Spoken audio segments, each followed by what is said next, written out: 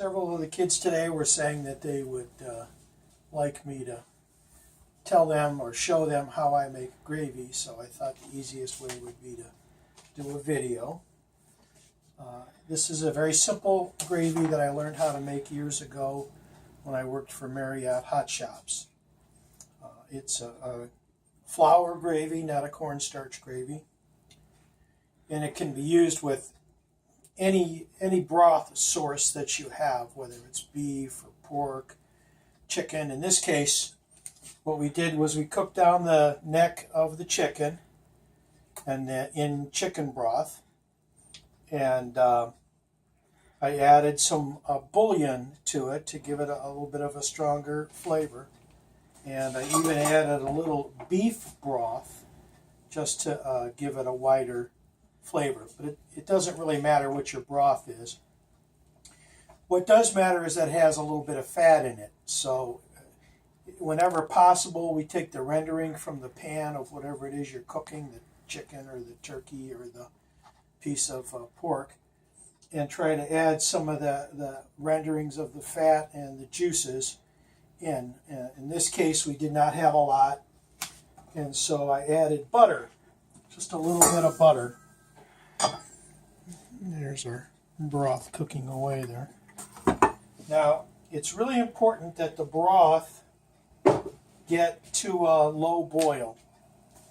You want it heated up. You don't want to add your flour mixture.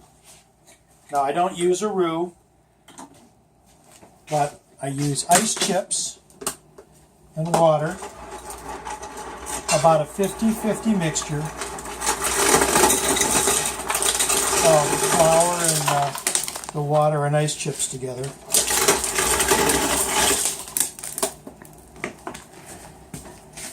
And you can stir this with a fork, you could mix it with a mixer. There's a lot of different ways you can mix this up. I use one of these Pampered Chef, I think it is, agitators. So add some flour here.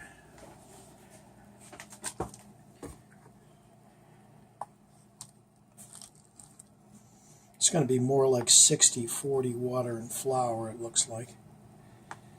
It doesn't have to be precise. You don't want to have more flour than water, though, for sure.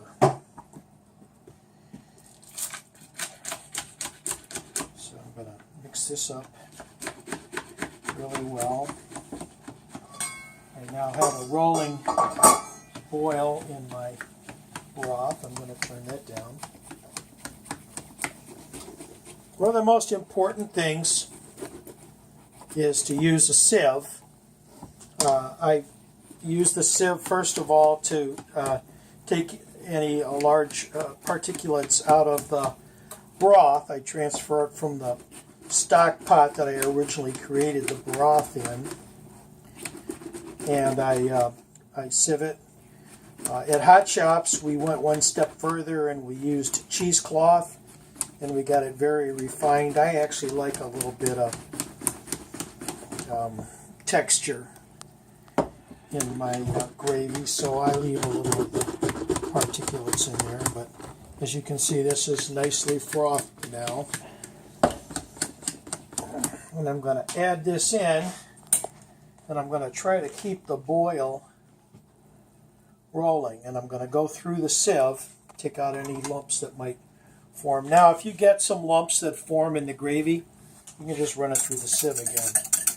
So I get my whisk in here, start stirring the pot, so to speak, and I slowly add my flour and water mixture. As you can see, some of it's lumping up there in the sieve, but so far nothing in the broth. And one of the things that I add to my broth a lot of times is a little bit of Worcestershire and a little bit of chili pepper. Chili powder, I should say. So I'm going to take my time. I'm not going to dump this all in at once. I'm going to keep the temperature going, get it into a boil, light boil. So it's picking back up again here.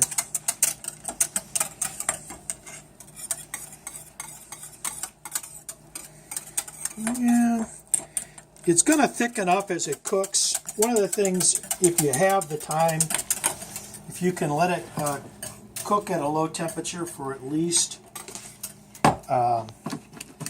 30 minutes, it's really helpful. It makes a nicer gravy. But this is very simple to do.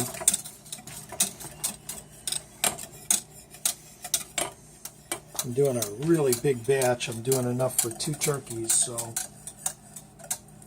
I may have to do a second batch of flour and water.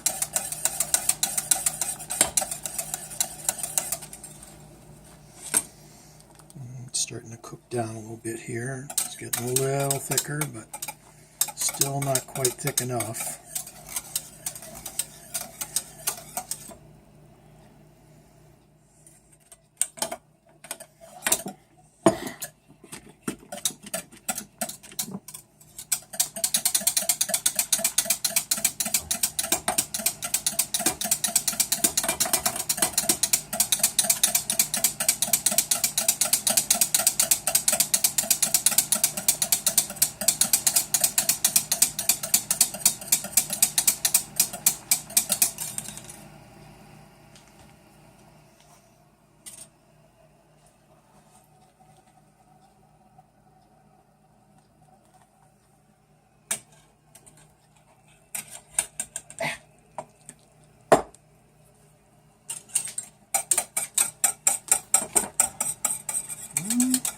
Might just be enough.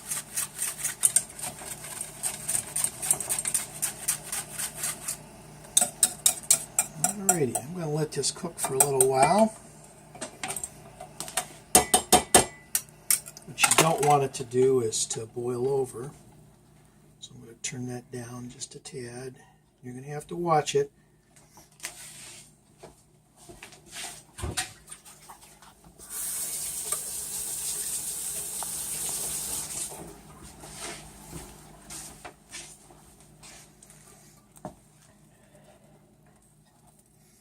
If you see a few lumpy spots in there that you're worried about,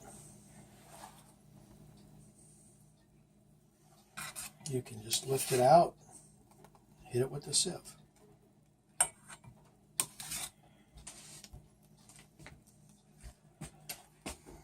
And they come right out. A sieve and a whisk and something to mix it up are really important. So, well, that looks just about thick enough. Like I said, it's going to thicken a little more as it cooks.